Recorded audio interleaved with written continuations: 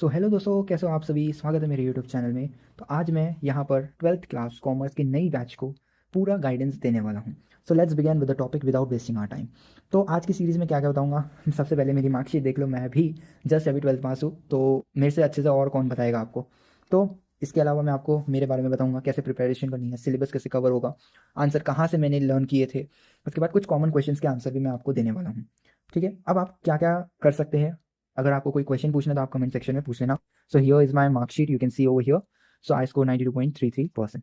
सो अब मैं अपने बारे में भी बता देता हूँ, चलो। मैंने अभी जस्ट 25 और 26 के सेशन में ही 92.33% किए थे। मेरे सब्जेक्ट्स थे English, Hindi, maths, SP, accounts and economics. अब काफ़ी बच्चों को दिक्कत रहती है कि यार मैथ्स और एसपी दोनों कैसे हो सकते हैं। तो देखो, कुछ कॉलेजेस में ऑप्शन रहता है एसपी और मैथ्स का, कुछ कॉलेजेस में ऑप्शन होता है ओसी और मैथ्स का। तो हमारे कॉलेज में ओसी और मैथ्स था, इसलिए मेरा मैथ्स और एसपी दोनों सब्जेक्ट्स यहाँ पर है। सबसे पहला मैं अपनी तरफ से कुछ सवाल जवाब कर लेता हूँ। सबसे पहला सवाल आता है कितने घंटे पढ़ाई करना चाहिए। मैंने कितने घंटे पढ़ाई नहीं की। मैंने एक टास्क रखा था जो मैं पूरा करता था कि इतने क्वेश्चन आज होना तो होना ही है इस सब्जेक्ट से। ठीक है, मेरा वीक सब्जेक्ट कौन सा था, तो मेरा वीक सब्जेक्ट था एसपी, जिसमें मैंने सबसे ज़्यादा स्कोर किया by choosing that strategies which were helpful to cover my paper within the time. ठीक है, और मैंने इसको कैसे इंप्रूव किया ये मैं आने वाली वीडियोज़ रहेगी सेपरेट सेपरेट सभी सब्जेक्ट की, उसमें बता दूंगा। मैंने विद क्लास किया या विदाउट क्लासेस, तो आंसर इज विदाउट क्लासेस मैंने किया। सिर्फ यूट्यूब से ही मैंने स्टडी करी। हाँ, थोड़ी ज़्यादा एफर्ट्स डालने पड़ते हैं। अब कैसा लगा मुझे ये जर्नी, की ईजी था या हार्ड था विदाउट गाइडेंस, क्योंकि अपन बिना कोई गाइडेंस के कर रहे कोचिंग के, तो थोड़ा सा हार्ड लगता है लेकिन हो जाता है। आंसर रेफरेंस मैं बता दूंगा मैंने कहाँ से लिया है। अब कुछ कॉमन क्वेश्चंस की बात कर लेते हैं कि कैसे स्टार्ट करना। ठीक है, फिर हम बात करेंगे कि क्लासेस के लिए हमें जाना चाहिए या नहीं जाना चाहिए। बेसिक्स अगर तुम्हारे वीक है, कि मान लो तुमने 11th के क्वेश्चन ही नहीं किए या तुमने 11th ही नहीं पढ़ा, है ना, मतलब एडमिशन तो लिया ही होगा ना। तो which teacher to follow if without coaching कर रहे हैं, क्या पीवाई के सही में ज़रूरी होता है, how many hours to study, how should I make, में सारे क्वेश्चन जो यहाँ पे दिख रहे हैं इसको अपन बात करते हैं।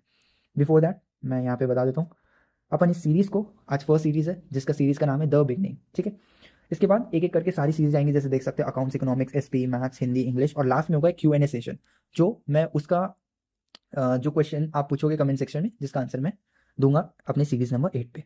Let us start with the question कि कैसे चालू करें। मेरी एडवाइस रहेगी सबसे पहले सारे सब्जेक्ट में ना दो दो चैप्टर स्टार्ट कर दो, except English and Hindi. English में 2 चैप्टर्स और 2 पोएम्स करनी पड़ेगी, और हिंदी में तुम्हें पहले 4 चैप्टर्स कर लेने चाहिए including the poem and all. ठीक है, इसके साथ साथ अपने नोट्स बनाना स्टार्ट कर दो, रिवाइज करते रहना इन चीज़ों को। ठीक है, और सबसे पहले फोकस जो होना चाहिए तुम्हारा वो अंडरस्टैंडिंग में होना चाहिए, ना कि डायरेक्ट लर्निंग में होना चाहिए। अगर समझ लोगे ना तो खुद ही आंसर करने लग जाओगे।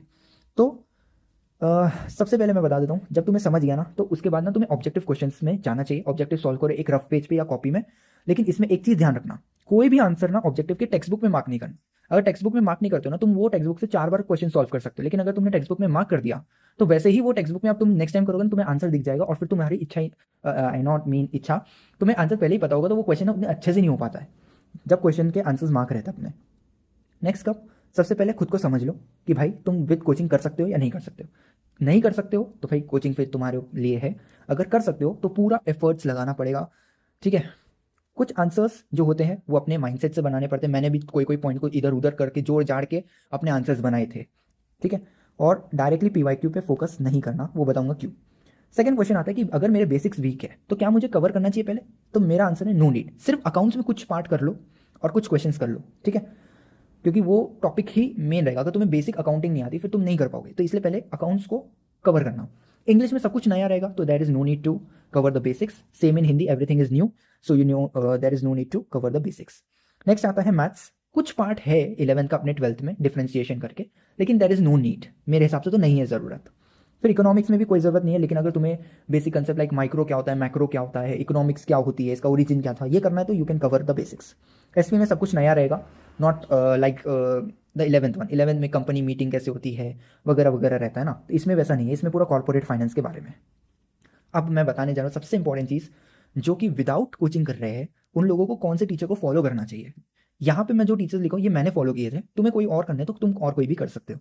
सबसे पहले मैंने इंग्लिश में रुद्र मिश्रा करके यूट्यूब में है, जिनका एनिमेशन में पूरे लेक्चर्स है, तो ये तो पक्का देख सकते हो। सेकंड आते हैं नाज academy, line by line series है इनकी, मैंने उससे देखा था। सबसे पहले मेरा जैसा फॉर्मेट था, मैंने पहले लाइन बाय लाइन समझा, फिर सेकंड टाइम मैंने खुद रीड किया, और थर्ड टाइम मैंने एनिमेशन से रिवाइज कर लिया।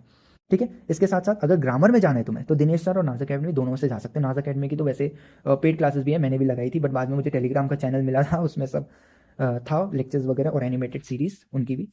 So it was helpful a bit, क्योंकि जो चीज़ वो पेड क्लासेस में पढ़ाती है वही यूट्यूब में भी पढ़ाती है, तो सेम ही है लगभग लगभग। So it's upon you. Accounts में मैंने रजत अरोड़ा से किया था, पूरा ही मतलब समझ लो उनसे ही किया। He is a CBSE teacher, but देखो क्या कंसेप्ट अकाउंट्स के तो सेम ही लगेंगे, सीबीएसई या आईसीएसई या स्टेट बोर्ड हो, कंसेप्ट तो सेम ही सीखना है ना आगे जाके अकाउंट्स के। सो अगर तुम्हें कंसेप्ट सीखना है, कंसेप्ट स्ट्रॉन्ग करना है, you can go for Rajat Arora. You can make notes from him और फिर अपने खुद के क्वेश्चन जो अपने 11th के हैं वो कर सकते हो। सॉरी नॉट 11, 12th के जो कंसेप्ट है, प्रैक्टिकल क्वेश्चन है या एक्सरसाइज है, you can go for that. Next come Hemal sir. Hemal sir आपको मिल जाएंगे, इन्होंने बहुत सारे सॉल्व एग्जाम्पल्स और इवन प्रैक्टिकल प्रॉब्लम्स करवा के रखे हुए हैं, तो it is very helpful.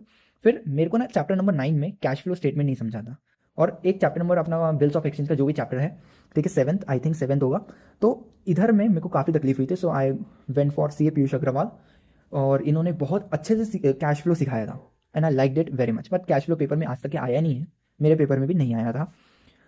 So these are 3 teachers I would recommend. Next economics मैंने सही में कोई को नहीं देखा था, मैंने सिर्फ डीप अंडरस्टैंडिंग और कुछ खुद के नोट्स बनाए। उसके बाद क्वेश्चन आंसर मैंने डिफरेंट सोर्सेज से लिए। उसके बाद हार्ड वर्ड्स जो रहते थे वो मैं गूगल कर लेता था, उससे समझ लेता था। You can go for any if you want. ये सिर्फ मेरी तरफ से जिसे मैंने प्रिपरेशन की थी वो बता रहा हूँ। You can opt for any one of them, और you can go for any, there are so many teachers, you can go for any one of them. So maths की अगर मैं बात करूँ तो शालिनी जी करके है, तो उन्होंने अच्छे से मतलब एक एक क्वेश्चन सॉल्व करवाते हैं एक्सरसाइज का, तो मैंने उन्हीं से किया था। नेक्स्ट आकाश अग्रवाल से जो चीज़ मैंने की थी वो थी ऑब्जेक्टिव सीरीज और PYQ series.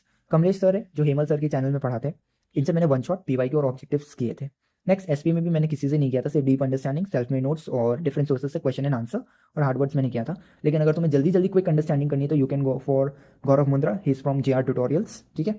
Next come Hindi. Hindi के बहुत मुश्किल से मिलते हैं टीचर्स, लेकिन मैंने जिससे पढ़ा था he was smart study Maharashtra board, उनने डिटेल में पढ़ा है वन लाइन बाय लाइन। हाँ कुछ मीनिंग्स नहीं बताया है, but it will be very helpful for you. और एग्जाम्स के पहले अगर कर रहे हो प्रिपरेशन तो दिनेश सर के पास चले जाना शांति से। नेक्स्ट आता है एडिशनल। अगर तुम्हें कंसेप्ट से बाहर जाना है, अगर डिफरेंशिएशन इंटीग्रेशन नहीं समझ रहा, so you can go for Anurag sir, he is from CA वाला बाय फिजिक्स वाला। उन्होंने बेसिक से ही पढ़ाया हुआ है डिफरेंशिएशन। हाँ concept questions are different from us, but formulas are the same. और क्योंकि CA में जो चैप्टर है और अपने 12th में जो चैप्टर है, ये दोनों काफ़ी सिमिलर है, काफ़ी नहीं बहुत सिमिलर है। सो अगर वहाँ पे सीख रहे हो वन शॉट से तो यहाँ पर भी हेल्पफुल रहेगा। नेक्स्ट क्वेश्चन आता है क्या PYQ जरूरी होते हैं? डेफिनेटली येस होते हैं। क्या क्या रीजन है? क्योंकि यहाँ पर तुम एक क्वेश्चन एनालाइज करोगे कि कौन कौन से रिपीटेड क्वेश्चन है। इसके बाद तुम देखोगे कि कौन से क्वेश्चन बुक से आ रहे हैं, और मोस्टली बुक से ही आते हैं, accept in English and Hindi. Mostly क्या सारे ही बुक से आते हैं, SP तो पूरी बुक ही आती है, बुक के पीछे में एक्सरसाइज है। मैथ्स के भी मोस्ट क्वेश्चन बुक के ही रहते हैं। कहीं पे सॉल्व एग्जाम्पल को वो कन्वर्ट कर देते हैं एक्टिविटी को, एक्टिविटी को वो कन्वर्ट कर देते हैं थ्योरी क्वेश्चन में, and that's the thing. Hindi में कुछ चीज़ें बुक से आती है, ठीक है, लाइक ग्रामर वगैरह के कुछ टॉपिक्स है, जो शब्दावली करके है। तो ये सारी जो चीज़ मैं बताऊंगा अपने सीरीज नंबर 6 में। अब ये PYQs करना कब चाहिए? सबसे पहली बात, या तो अगर तुम चैप्टर वाइज जा रहे हो तो चैप्टर वाइज भी जा सकते हो, या तो पूरे चैप्टर्स खत्म करने के बाद हो तो पूरे चैप्टर्स के बाद भी जा सकते हो, या फिर अगर तुम 85% ऑफ टोटल चैप्टर्स, यानी अगर मान लो 10 चैप्टर्स है तो 8 भी करके रहो तो उसके बाद में भी आप जा सकते हो। इसके बाद क्या हमें टाइमर लगा के करना चाहिए इसको? It depends upon you. मैंने तो नहीं लगाए थे, क्योंकि मेरे यहाँ पे इतना डिस्ट्रैक्शंस रहते थे कि कभी कहीं जाना पड़ रहा, कभी कहीं जाना पड़ा, इसलिए मैं टाइमर लगा के कर ही नहीं सकता था दिन में। रात में एक आधा मैं ट्राई भी करता था, वो भी नहीं हो पाते थे। सो मैंने बिना टाइमर के सारे PYQs को किए थे। नेक्स्ट आता है कि कितने घंटे पढ़ाई करना। So it depends upon you again, but मेरे तरफ से लीस्ट 4 घंटे तो पढ़ ही लो, इनफ रहेगा। और 2 या 3 सब्जेक्ट रोज करना, इससे ज़्यादा नहीं करना, ठीक है। और तुम्हें टाइम टेबल बनाना है कि कौन से दिन कौन से सब्जेक्ट को करना है, तो you can go for that. मैंने क्या किया था, मैंने तो सब्जेक्ट का टाइम टेबल बनाया, बट कभी उसको फॉलो ही नहीं किया। मैं वो सब्जेक्ट करता था जो मेरे मतलब इच्छा हो जाती थी कि आज ये करना है तो ये करेंगे, तो इसलिए कभी टाइम टेबल मैंने फॉलो ही नहीं किया। अब मेरे को नोट्स कैसे बनाना चाहिए? देखो सबका अपना अपना तरीका होता है नोट्स बनाने का, ठीक है, लेकिन मैं अपनी तरफ से बता रहा हूँ मैंने कैसे बनाए थे। अकाउंट्स में जो रजत सर ने सिखाया था मैंने उनसे सीखा था। कुछ एडजस्टमेंट्स थी, एंट्रीज थी जो मुझे नहीं लगती थी अपने बुक से, हाँ अपने बुक से, उनसे नहीं, अपने बुक से जो लगती थी वो मैंने लिख लिया था। और इसके अलावा कुछ ऐसे इंपॉर्टेंट नोट्स जो एग्जाम के पहले ज़रूरी है रिमेंबर करने के लिए, ऐसी चीज़ें भी मैंने लिख के रखी थी। इंग्लिश में मैंने सिर्फ ग्रामर के नोट्स बनाए थे, कुछ मीनिंग ऑफ हार्डवर्ड्स, क्योंकि मीनिंग ऑफ हार्डवर्ड्स का एक रीज़न है कि वो पेपर में जो पैसेज वाला क्वेश्चन आता है उसके A6 के क्वेश्चन में कभी ना हर बार आते हैं, कभी मैच द कॉलम में दे देंगे, कभी एंटोनिम्स में दे देंगे, कभी सिनोनिम्स में दे देंगे, तो आते ही है, इसलिए इट इज़ वेरी हेल्पफुल। अगर हम मीनिंग कर लेते तो वो 2 मार्क्स का आता है, तो अपने बच जाते 2 marks. Next come Hindi. Hindi में मैंने इंपॉर्टेंट आंसर होते 3 मार्क वाले और एक 4 मार्क वाला भी आता है कनुप्रिया का, ठीक है, तो ये मैंने लिखे थे। इसके बाद मैंने कुछ ऐसे सेंटेंसेस बनाए थे जिससे मेरी ग्रामर के 4 मार्क बच गए थे। हाँ 4 मार्क बच गए थे। मैं तुम्हें ऐसा बता रहा हूँ, ट्रस्ट मी, कि मेरे को रस भी नहीं आता, मुझे अलंकार भी नहीं आता, स्टिल आई स्कोर 4 on 4, क्योंकि इसका एक बेनिफिट ये है कि वो सिर्फ और सिर्फ बुक से ही आते हैं। इसलिए मैंने ना एक सेंटेंस बनाया था और वो सेंटेंस के हिसाब से उसको वहां पे डाल दे रहा था जहाँ पे भी वो सेंटेंस आ रहा था। I will tell you what is that in the Hindi session. फिर अब मैथ्स में कैसे करना चाहिए, मैंने सारे मतलब हर एक क्वेश्चन लिखे थे, एक्सरसाइज का हर एक क्वेश्चन प्रैक्टिस करके जिसमें भी लिखता था, तो एक फेयर कॉपी टाइप बनाया था मैंने, क्योंकि एग्जाम के अगर एक दिन पहले मेरे को लग रहा है कोई क्वेश्चन करना है तो कहाँ मैं सोल्यूशन ढूंढते रहूंगा, इसलिए मैंने वो लिखे थे। इसके साथ साथ फॉर्मूले लिख लिए थे और कुछ मिसलेनियस के हार्ड प्रॉब्लम्स होते तो वो भी मैंने लिख के रखे थे। इसके बाद एसपी की अगर मैं बात करूं तो इसमें मैंने सिर्फ और सिर्फ जस्टिफाई द फॉलोइंग के नोट्स बनाए थे, क्योंकि जस्टिफाई द फॉलोइंग ना अपने हिसाब से लिखना पड़ता है, वो बुक में नहीं मिलेंगे आंसर्स, कुछ वाले मिल जाते हैं कुछ नहीं मिलते, और कुछ अलग अलग क्वेश्चंस भी थे जो मैंने बनाए थे। इकोनॉमिक्स में मैंने 2 मार्क के क्वेश्चन लिखे, 2 मार्क में 2 क्वेश्चन आते हैं, एक आता है डिफरेंस बिटवीन, एक आता है आइडेंटिफाई द फॉलोइंग कंसेप्ट्स, ये दोनों लिखे थे। इसके अलावा मैंने एग्री और डिसएग्री के जो क्वेश्चन है ये भी मैंने नोट्स में अपने बनाए थे। अब सवाल आता है कि हम ये आंसर्स कहाँ से लिखे। देखो यार, मैंने कोई एक स्पेसिफिक बुक से नहीं लिखा, मैंने कभी नवनीत का इस्तेमाल किया, कभी टारगेट, कभी टेक्स्ट बुक, कभी कुछ ऑनलाइन सोर्सेज, और ये सब मैंने खरीदा नहीं था, ये सब पीडीएफ में मिल जाते हैं, सब मैंने उसी से किया था, जुगाड़ पंथी बोलते हैं अपन, वो है पूरी। सो इसके बाद और ये क्वेश्चंस पता है क्यों मैंने ऐसे किया, कुछ क्वेश्चंस पीछे छूट रहे थे या कुछ इतने लेंदी थे कि 4 मार्क के लिए लिखते लिखते वो पेपर ही खत्म हो जाए, ऐसे क्वेश्चंस थे, तो इसलिए मैंने अलग अलग प्रीफर किया था।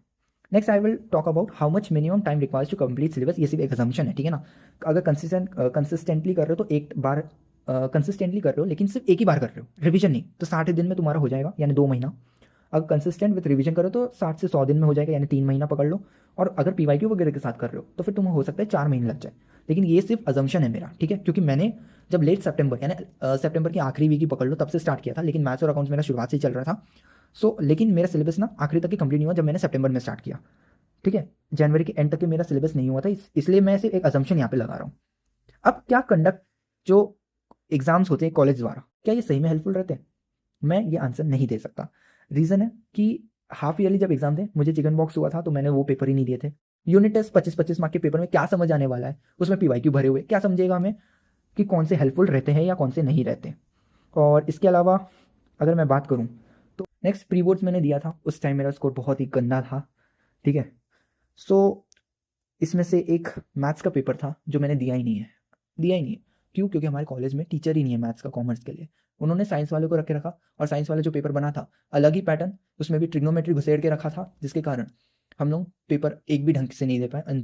इसी कारण मैथ्स के पेपर के पहले मुझे बहुत ज़्यादा स्ट्रेस आ रहा था कि मैंने एक बार भी पेपर ढंग से नहीं दिया है।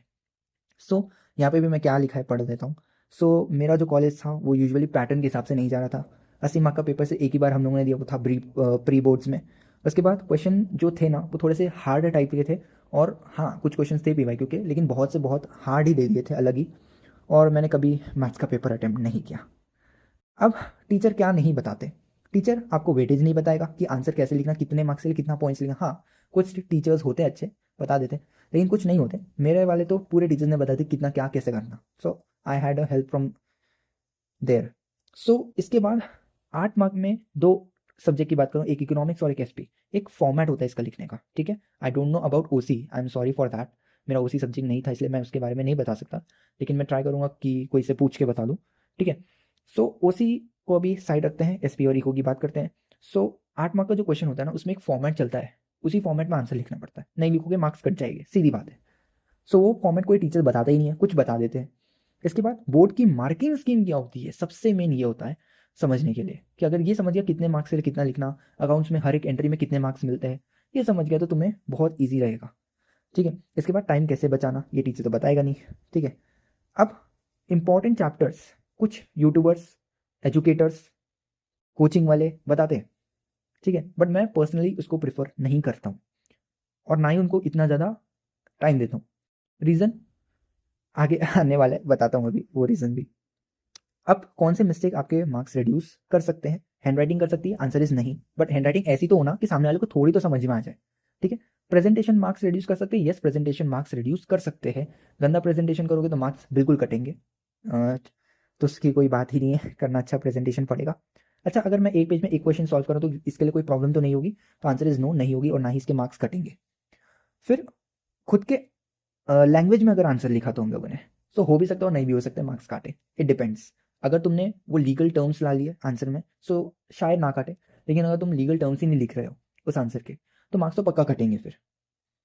इसके बाद अकाउंट्स में अगर हम बाहर का एरिया यूज़ कर देते मार्जिन के उधर का एरिया, क्योंकि अकाउंट्स में ज़्यादा स्पेस लगती है ना, तो क्या कोई मार्क्स कटेगा? आंसर इज नहीं, नहीं कटेगा। लेकिन एटलीस्ट कम से कम थोड़ी स्पेस दे देना कि वो मार्क्स वहाँ पे अलॉट कर सके, ठीक है। इसके बाद असाइनमेंट जो कॉलेज वगैरह देते हैं, मेरे कॉलेज ने तो नहीं दिया था एक भी असाइनमेंट, सिर्फ ओरल्स लिए थे। तो क्या ये जो असाइनमेंट्स देते हैं क्या इससे मार्क्स रिड्यूस होते हैं? आंसर इज नहीं। तुम्हें सिर्फ ओरल्स देना चाहिए क्योंकि उसके 20 मार्क पक्के मिलते ही है, ठीक है, मिलते ही है, वो सबको ही देते हैं, ठीक है। बेकार से बेकार स्टूडेंट को 18-19 मार्क्स दे देते हैं वो लोग। और ये जो ओरल्स होते हैं यूजुअली तुम्हारे जब हॉल टिकट या एडमिट कार्ड बोल लो, ये जब मिलता है उसके ही बाद होते हैं, that is after January and before your papers, ठीक है।